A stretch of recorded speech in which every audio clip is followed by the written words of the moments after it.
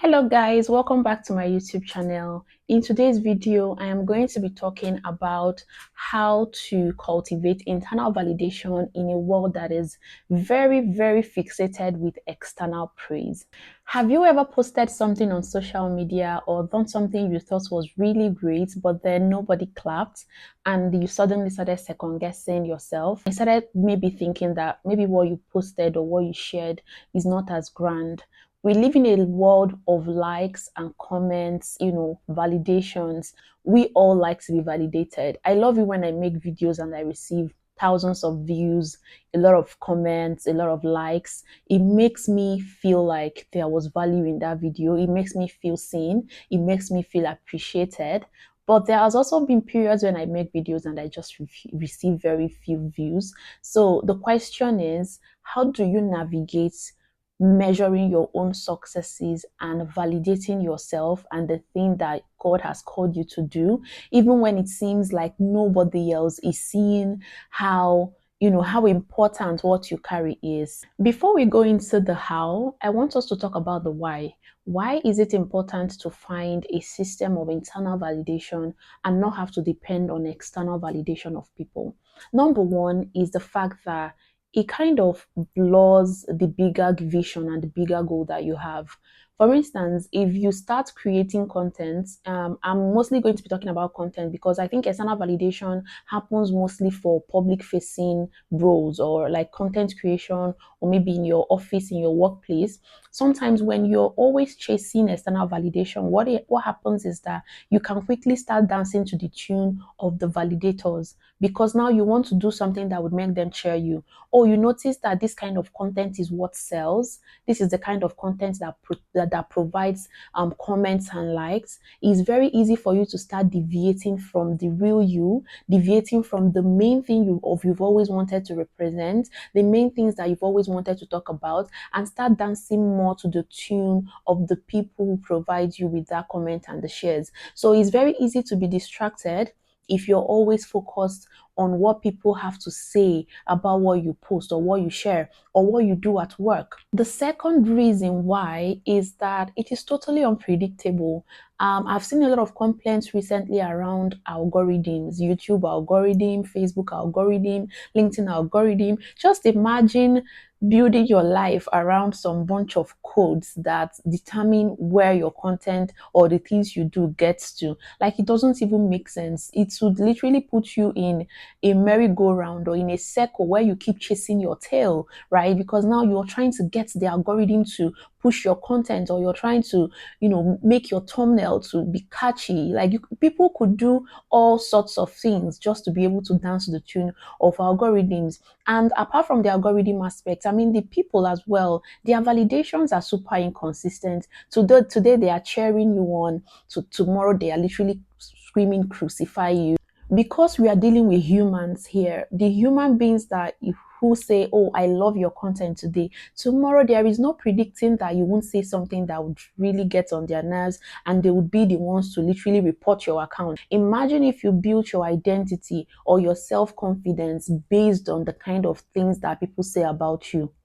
That can be a weapon that even the devil would use to bring you down. Because as long as you don't have an identity or a self-confidence system that emanates from inside, but is mostly based on what people are saying, what happens on the days that people, as unpredictable as humans are always, what if they turn on you tomorrow and start saying things in the negative? Where would your self-confidence come from at that point? Now that we've talked about the why, let's now talk about the how. And I'm going to be drawing this from my personal experience. I have been a little bit of public facing. I don't call myself a content creator or, an influencer or any of that, but I know that I've always been sharing the things I learned on my journey on social media for as long as maybe 4 to 5 or even 6 years ago. Yeah. So I'm going to share some of the things that have helped me. It's very easy to just get into that loop of wanting external validation. Like, sometimes it just happens unconsciously. But one of the things I've been doing to keep myself in check, which is also one of the things that have helped me to be consistent, even when nobody is clapping for me, is that I have found a system to internally validate myself, to appraise myself, so that even if people don't clap for me, it's totally fine. Then if people do clap for me, it's only a cherry on top, and it's not what I'm depending on to show up the next day. My number one tip is to attach a purpose to whatever you're doing. If you're creating content or you're working in an office and you're doing your best job, you're doing the best that you can, the purpose behind what you're doing can be a motivating factor even when nobody is clapping for you, because you know your why. Even if people are not clapping for you, because you have a bigger an overarching goal that is kind of sponsoring your actions, it's easy for you to not lean into that external validation aspect. If it's in the office, for instance, you know the things that you're meant to do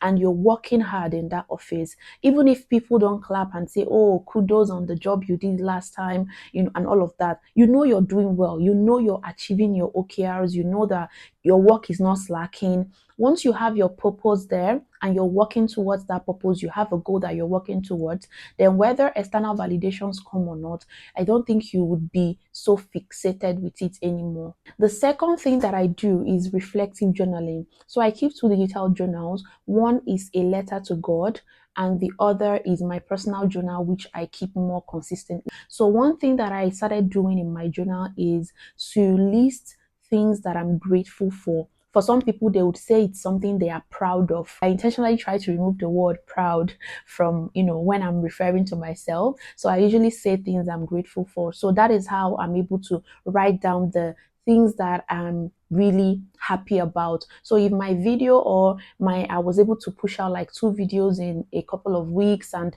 this was my goal, and I go there, I say I'm grateful that I was able to push out 2 videos over the last couple of weeks, or whatever it's the goal that I have. I go to that journal, I write about my day, then towards the end of the journal, I write about what I'm grateful for. So what this means is that whether people say, oh, Amarachi, well done, you pushed out 2 videos in 2 weeks, how are you doing it?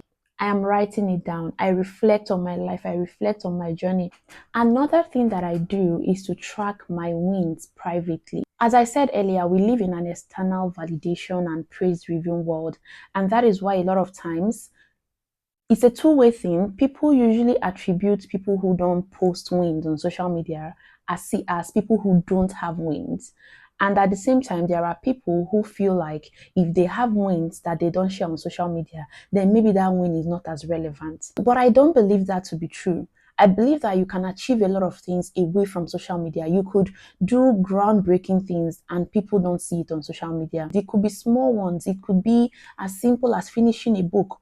I document those things privately. I don't need people to clap for me or to validate me for me to understand what my wins are and properly track them, pat myself at the back for some of the wins that I've accomplished, while also drawing strength for the journey ahead.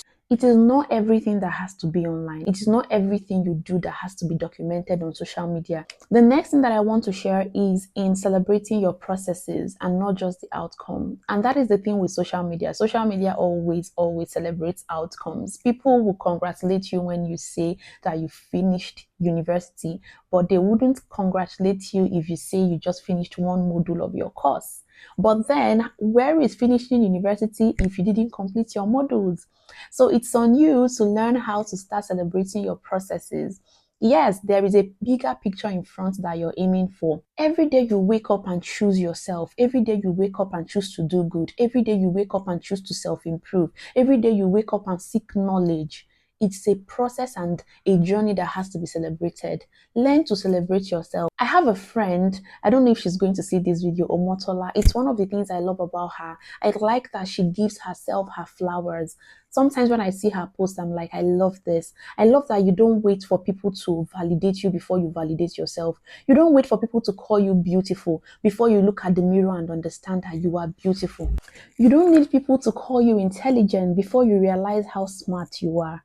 If you're confused about who you are, it is not external validation that would let you know. You have to go back to your creator, to your maker. He's the one that sees you the right way, and he's the one that you can go to open your eyes to see yourself the way he sees you. Don't depend on external validations to track your progress.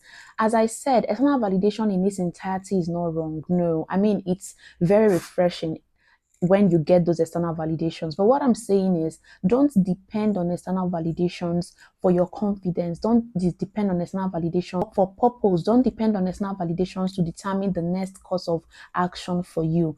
Find peace and validation within yourself and within who you are in Christ. Whatever else the world has to say will just be an added validation and not something that you're depending on. Even if no one else is clapping for you, I hope that you always remember to clap for yourself. Now, before you leave this video, I want you to do something. I want you to pick up a pen and paper, or you can get a digital journal if you wish, and write down 3 things that you're grateful for. You can also just put it 3 things that you're proud of. It doesn't have to be big stuff. It can be simple, very little stuff. I'm proud of myself for finishing this today. I am proud of myself for forgiving this person.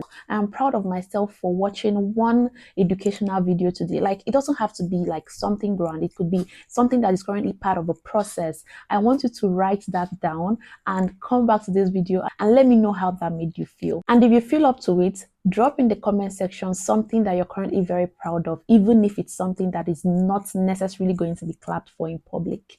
Thank you so much for watching this video. Don't forget to subscribe and like and share with your friends. And I look forward to seeing you in my next video. Bye for now.